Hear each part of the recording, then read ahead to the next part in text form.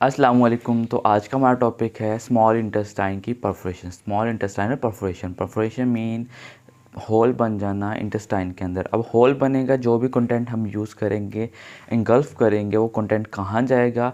हमारे इंटेस्टाइन में जाएगा। इंटेस्टाइन में जो परफोरेशन होगी, जो सुराख बना होगा, होल होगा, वहाँ से वो लीक आउट होगा और कहाँ जाएगा? हमारे एब्डोमेन में।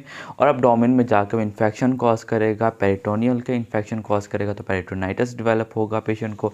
इन्फेक्शंस कॉज करेंगे, बैक्टीरियोइड जो वहाँ पे इन्फेक्शन कॉज करेंगे, तो उनकी वजह से क्या होगा? पस डेवलप होगी, पस होगी, इन्फेक्शन होगी, पस पेशेंट को क्या डेवलप होगा? Fever and undergo sepsis. तो आज हमने इसकी कॉजेज़ पढ़ने के, कॉजेज़ क्या हैं, किन किन वजूहात की वजह से परफोरेशन हो सकती है, मेनली इसका ट्रीटमेंट क्या है। क्योंकि जो स्मॉल इंटेस्टाइन परफोरेशन है उसको हम डायग्नोज तो ऐसे ही करते हैं क्लिनिकली कि अगर पेशेंट को पेरिटोनाइटिस है, पेरिटोनाइटिस का जो क्लासिकल फीचर क्या है? Hard board abdomen. एब्डोमेन बहुत ज़्यादा हार्ड हो जाता है पेशेंट का। दूसरा, पेशेंट को सेप्सिस डेवलप हुई है, मीन्स इट्स अ पस पस की वजह से पेशेंट को सेप्सिस डेवलप हुई है। तो उस इन दोनों कंडीशंस को कलेक्टिवली हम ये एक डिफरेंशियल बनाते हैं कि ये पेशेंट को क्या हो सकती है? एब्डोमिनल परफोरेशन है, सॉरी स्मॉल इंटेस्टाइनल परफोरेशन है। अब पेशेंट को कॉजेज़ क्या होंगी? सबसे मेनली आ जाती है पेशेंट के एब्डोमेन के ऊपर लगने वाला कोई भी ट्रॉमा, कोई भी ब्लंट ट्रॉमा हो, कोई भी ट्रॉमा हो। इसके अलावा सर्जिकल ट्रॉमास भी आ जाते हैं। तो सर्जिकल ट्रॉमा के अंदर पहले आ जाते हैं हमारे ERCP प्रोसीजर या MRCP या ERCP प्रोसीजर्स। ERCP प्रोसीजर हो या कोई अंडरगोइंग सर्जरी हो। और इसके अलावा हमारा Crohn disease can cause perforation. Classical feature है क्रोन डिजीज़ का। And then volvulus intestine and hernia, strangulation in intestine का वॉल्वुलस होना, उसके स्ट्रैंगुलेशंस होना और उसके अंदर इस्कीमिया डेवलप होना, mainly ischaemia of the mesenteric artery ischemia.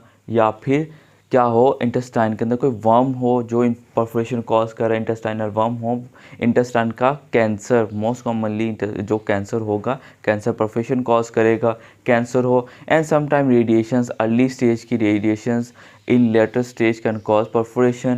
And last, typhoid fever. What are the causes? Surgical procedure and trauma, MRCP। इसके अलावा हर्निएशन, कोई भी hernia, strangulated hernia, most commonly ischaemia, intestinal volvulus के बाद mesenteric ischaemia, radiations, cancers and least हमारे क्या? Typhoid fever और most commonly Crohn disease. ये कॉजेज़ हैं किसकी? इंटेस्टाइनल परफोरेशन की, स्मॉल इंटेस्टाइनल परफोरेशन की कॉजेज़ हैं। कॉजेज़ पता चल गए। पेशेंट के फीचर्स क्या होंगे, पेशेंट को क्या डेवलप होगा? पेरिटोनाइटिस डेवलप होगा, पेशेंट की एब्डोमेन में पस होगी, पेशेंट को पस जो है लीड टू द सेप्सिस। पस का फीचर क्या होगा? पेशेंट को टेंडरनेस होगी, मेनली क्या होगा? पेशेंट को हाई ग्रेड फीवर होगा और पेशेंट को क्या होगा? हार्ड बोर्ड एब्डोमेन होगा। अब पेशेंट को डायग्नोस कैसे करना है? मेनली जब भी हम एब्डोमिनल इन्वॉल्वमेंट होती है पेशेंट के एब्डोमेन से रिलेटेड, हम अल्ट्रासाउंड को प्रेफर करते हैं। तो अल्ट्रासाउंड करवाएंगे, अल्ट्रासाउंड के अंदर पेशेंट के एब्डोमेन के अंदर फ्लूइड मिलेगा, मतलब वहाँ पे पस मिलेगी। फिर हम एक्सरेज करवाते हैं। तो एक्सरेज के अंदर हमें लेफ़्ट साइड के अंदर नॉर्मली बबल नज़र आता है अंडर द डायफ्राम। लेकिन अगर वही बबल, वही स्पेस राइट साइड पे नज़र आए, एयर अंदर डायफ्राम इसको कहते हैं, अगर वो बबल हमें राइट साइड पे सिंगल स्पेस नज़र आए under the diaphragm, that's a perforation.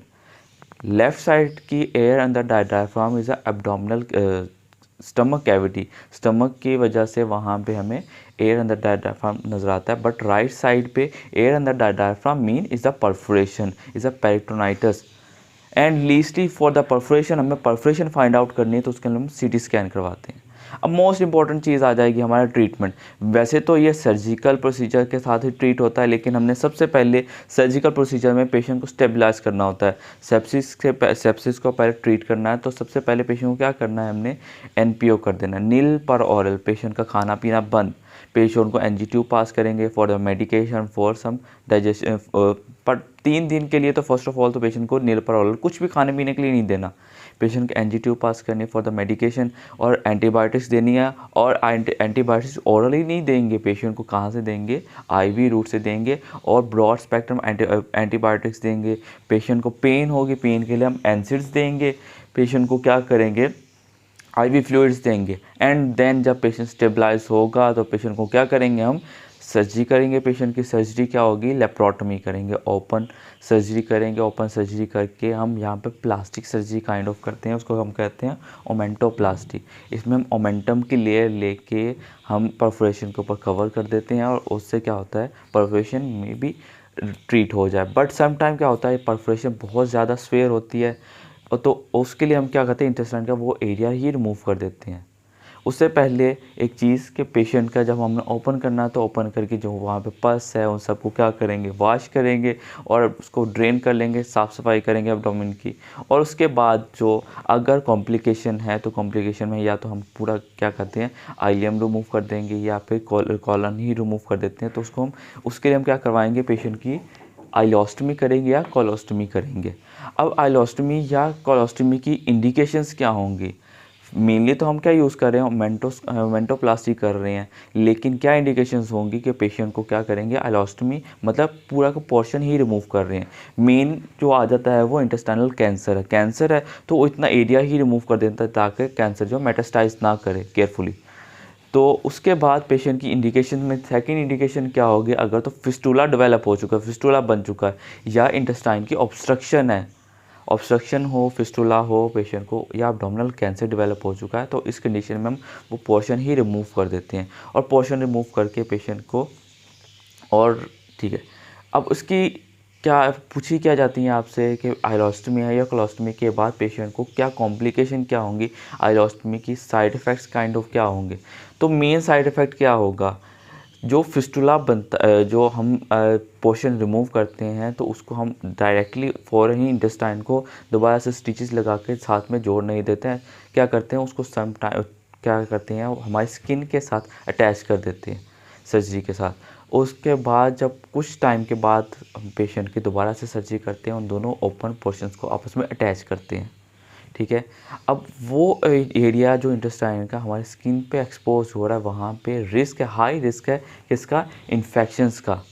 इसके अलावा हर्निएशन डेवलप हो सकती है पेशेंट को मोस्ट कॉमन सिम्टम आएगा डायरिया का।